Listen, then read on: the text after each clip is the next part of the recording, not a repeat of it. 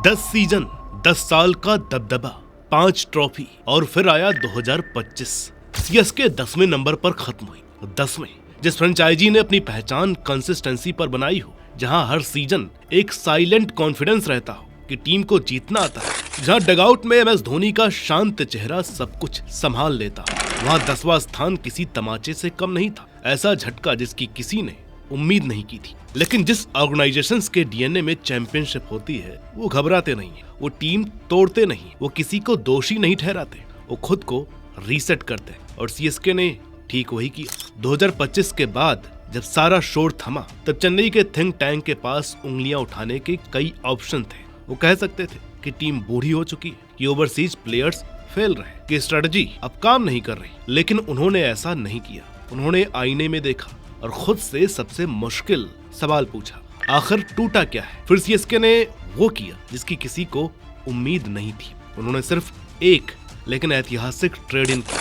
Rajasthan Royals से संजू सैमसन को 18 करोड़ मिले। एक ऐसा विकेट कीपर बल्लेबाज जिसकी आक्रामकता सीएसके के मिडिल ऑर्डर को सख्त जरूरत थी। लेकिन उसके बाद उन्होंने छोड़ना भी सीखा। रविंद्र जडेजा, जो सीएसके के सेकंड कैप्टन रहे, एक दशक से ज्यादा समय तक टीम के डीएनए को गढ़ने वाले ऑलराउंडर, उन्हें राजस्थान को ट्रेड कर दिया गया। मथीशा पथिराना, युवा और एक्साइटिंग पेस प्रोस्पेक्ट, पर्स खाली करने के लिए रिलीज। सैम करन गए, डेवन कॉनवे, रचिन रविंद्र, दीपक हुड्डा, सब रिलीज। ये फैसले नॉस्टैल्जिया के दम पर नहीं लिए गए थे। फिर आया 15 दिसंबर 2025, अबू धाबी में आईपीएल ऑक्शन, और यहीं सीएसके ने पूरे टूर्नामेंट को एक मैसेज दिया, हम रिबिल्ड नहीं कर रहे, हम रीलोड कर रहे हैं। तो क्या चेन्नई ने वाकई रिबिल्डिंग करके अपनी टीम को मजबूत बना लिया है कि वो पुरानी लेगेसी को जिंदा कर सके, या फिर इस साल भी वही डिफेंसिव माइंडसेट के साथ चेन्नई का सफर जल्द ही खत्म हो जाएगा? नमस्कार, मेरा नाम है अनुराग सूर्यवंशी और आप देख रहे हैं क्रिक माइंड।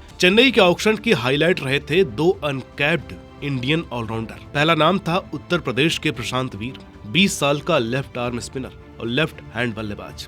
नाम सुनकर कुछ जाना पहचाना लगा? बिल्कुल, क्योंकि वो लगभग रविंद्र जडेजा का अलग वर्जन लगते हैं। सिर्फ 9 टी20 मैचों में प्रशांत वीर का बैटिंग स्ट्राइक रेट 167.16 रहा है और उन्होंने 12 विकेट लिए हैं। उन्होंने सैयद मुश्ताक अली ट्रॉफी के लिए सीएसके की अकादमी में ट्रेनिंग की है। इसके बाद आए कार्तिक शर्मा, एक और 19 साल का खिलाड़ी, एक और अनकैप्ड इंडियन, एक और 14 करोड़ 20 लाख। इस बार राजस्थान का एक बिग हिटर जिसका स्ट्राइक रेट 160 से ऊपर है। सैयद मुश्ताक अली ट्रॉफी में कार्तिक ने 5 मैचों में 133 रन ठोके, जिसमें 11 छक्के शामिल थे। केविन पीटरसन ने उनका समर्थन किया है। रविचंद्रन अश्विन उनसे प्रभावित रहे। सीएसके ने वही देखा जो बाकी ने देखा, रॉ आक्रामक टैलेंट जिसे बस सही माहौल चाहिए, और उन्होंने चेक लिख दिया। 2 अनकैप्ड खिलाड़ी कुल 28 करोड़ 40 लाख में। अलग से देखा जाए तो यह फैसला लापरवाह लगता है, लेकिन असली कॉन्टेक्स्ट ये है। सीएसके ने रविंद्र जडेजा जैसे प्राइमरी ऑलराउंडर और लेफ्ट आर्म स्पिनर को खोया था, मथीशा पथिराना जैसे युवा पेस ऑप्शन को, और सैम करन जैसे ओवरसीज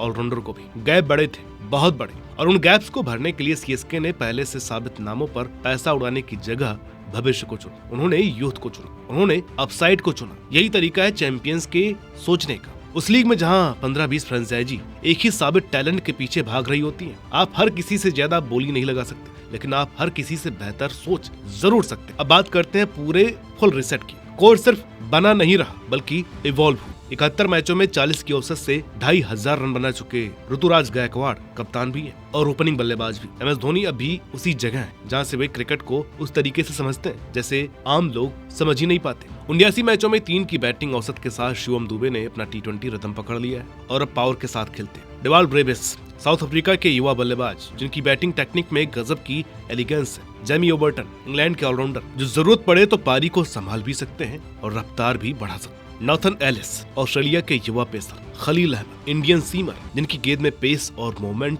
दोनों है। नूर अहमद, अफगानिस्तान के युवा spinner. Shreyas Gopal, leg spinner जिनके पास वेरिएशंस की पूरी थैली है। फिर आए नए चेहरे, संजू सैमसन जिन्हें राजस्थान से ट्रेड करके लाया गया, एक विकेट कीपर बल्लेबाज जिसने सीएसके की पूरी बैटिंग फिलॉसफी बदल दी।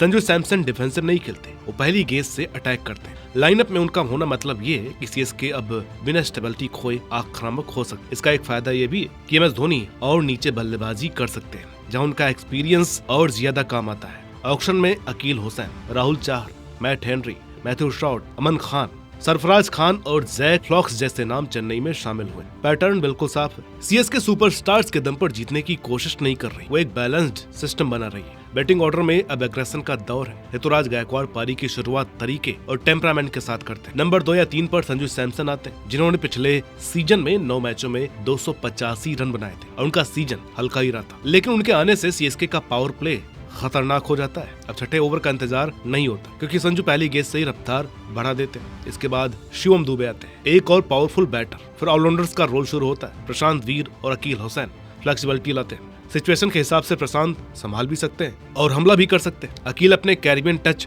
और ऑलराउंड स्किल्स के साथ बैलेंस देते हैं। अभी चल रही S20 में वो शानदार फॉर्म में है। MS धोनी अब नीचे करीब 7 या 8 नंबर पर बल्लेबाजी करते हैं। उनकी मौजूदगी अब प्राइमरी स्कोर से ज्यादा एक स्टेबलाइजिंग फोर्स बन जाती है। ये स्मार्ट मूव है, क्योंकि उनका एक्सपीरियंस वहाँ इस्तेमाल हो रहा है जहाँ उनकी सबसे ज्यादा वैल्यू है। उसके साथ साथ इस टीम में IPL में 153 स्ट्राइक रेट वाले डेवाल्ड ब्रेविस, T20 में 139 विकेट और लगभग 157 के स्ट्राइक रेट से रन बना चुके जेमी ओबर्टन, और इसी फॉर्मेट में 3600 से ज्यादा रन और 55 से ज्यादा विकेट हासिल कर चुके मैथ्यू शॉट जैसे धुरंधर भी हैं, जो कहीं भी फिट हो सकते हैं। बॉलिंग ऑर्डर में सीएसके की सोच और भी सोफिस्टिकेटेड दिखती है। पावर प्ले में खलील अहमद, मिडिल ओवर्स में Nathan Ellis, left arm spin के तौर पर मिडिल ओवर्स में कंसिस्टेंसी देने के लिए प्रशांत वीर, वेरिएशंस के लिए श्रेयस गोपाल, जब राइट आर्म स्पिन की जरूरत हो तो राहुल चाहर, डेथ ओवर्स के लिए मैट हेनरी और बैकअप ऑलराउंड बॉलिंग के लिए अकील हुसैन। यहाँ गौर करने वाली बात यह है कि कोई एक नाम पूरा बॉलिंग लोड नहीं उठा रहा, ये जानबूझ करके किया गया है। मुंबई इंडियंस में जब बुमराह इंजर्ड होते हैं तो पूरा अटैक हिल जाता है। जब बुमराह का दिन खराब हो या हमारी संघर्ष करती, सीएसके ने ऐसा बॉलिंग यूनिट बनाया है जहां 2 खिलाड़ी भी अगर मिसिंग हो तब भी क्वालिटी ऑप्शंस बचे रहते हैं। चलिए बात करते हैं नई सीएसके की स्ट्रेंथ की। सबसे पहली और सबसे बड़ी ताकत है संजू सैमसन की आक्रामकता। सालों से सीएसके की सबसे बड़ी कमजोरी रही है स्लो शुरुआत, खास करके पावर प्ले में। ऋतुराज गायकवाड़ टेक्निकली बहुत साउंड है, लेकिन वो एक्सप्लोजिव नहीं माने जाते।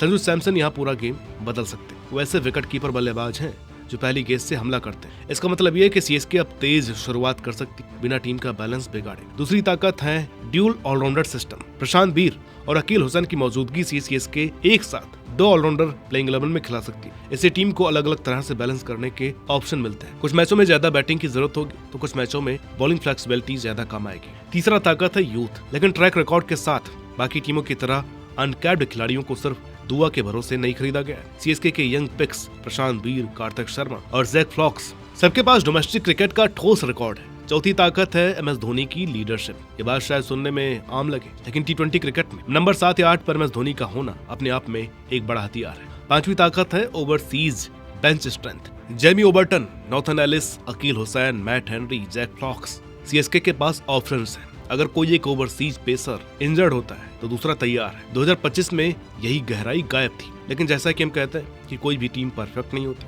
तभी तो सीएसके की सबसे पहली चिंता है अनप्रूवन यंग ऑलराउंडर्स। प्रशांत वीर और कार्तिक शर्मा टैलेंटेड है, लेकिन इंटरनेशनल प्लेयर्स के लेवल पर अभी खुद को साबित नहीं किया। अगर वो IPL की रफ्तार और क्वालिटी के साथ जल्दी एडजस्ट नहीं कर पाए तो सीएसके ने 28 करोड़ 40 लाख रुपए पोटेंशियल पर खर्च कर दिए होंगे, परफॉर्मेंस पर नहीं।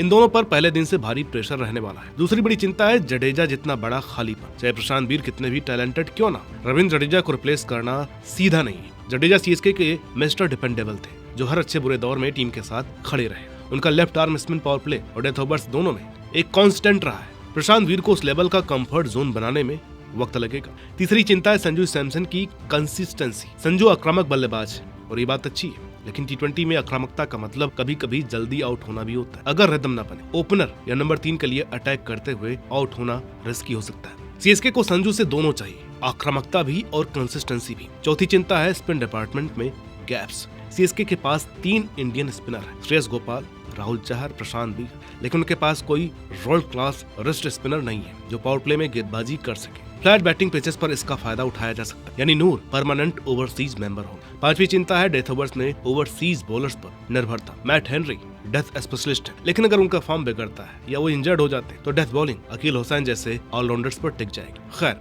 2025 में 10वें नंबर पर खत्म करना शर्मनाक भी था, लेकिन उसी ने उम्मीदों को रिसेट दिया। सीएसके 2026 में बिना किसी प्रूव करने के प्रेशर के उतर रही और पाने के लिए सब कुछ है, भूख है, और इस सीजन सबसे बड़ी कमबैक स्टोरी बनने का मौका है। दूसरा मौका है प्राइम एज का यंग टैलेंट। प्रशांत वीर 20 साल के और कार्तिक शर्मा 19 के। अगर उन्होंने जल्दी एडजस्ट कर लिया तो सीएसके को ऐसे खिलाड़ी मिल जाएंगे जो अगले 8-10 साल तक फ्रेंचाइजी का सेंटर बन सकते। ये सिर्फ 2026 का फायदा नहीं होगा, बल्कि एक दशक की बादशाहत की नींव हो सकती है। तीसरा मौका है संजू सैमसन का अनटैप्ड पोटेंशियल। संजू के पास हमेशा T20 सुपरस्टार बनने का टैलेंट रहा है। सीएसके में MS धोनी की मेंटरशिप और फ्रेंचाइजी की साबित प्लेयर डेवलपमेंट क्षमता के साथ ये उनका ब्रेकआउट सीजन हो सकता है। अगर संजू अपने पीक पर खेलते हैं तो सीएसके की बैटिंग सीलिंग अचानक बहुत ऊपर चली जाती है, लेकिन ये सफर आसान नहीं होने वाला है, क्योंकि सबसे बड़ा खतरा है कि आईपीएल 2026 पहले से कहीं ज्यादा टफ। आरसीबी डिफेंडिंग चैंपियन है, एमआई ने अपनी गलतियों को सुधार लिया है, जीटी अब भी मजबूत है, केकेआर पंजाब फॉर्म में है, एलएसजी ने भारी इन्वेस्टमेंट किया है। मुकाबला सिर्फ मजबूत नहीं हुआ है, बल्कि ज्यादा स्मार्ट भी हो गया है। अब छोटी सी गलती भी भारी पड़ सकती है। दूसरा बड़ा खतरा है इंटीग्रेशन का रिस्क। सीएसके ने बहुत जल्दी बहुत सारे नए चेहरे टीम में जोड़ लिए हैं। संजू सैमसन, प्रशांत वीर, कार्तिक शर्मा, मैट हेनरी, अकील हुसैन, ये 5 बड़े नाम एक साथ आए। किसी भी टीम को नए खिलाड़ियों को सेट करने में वक्त लगता है और सीएसके के पास स्लो स्टार्ट की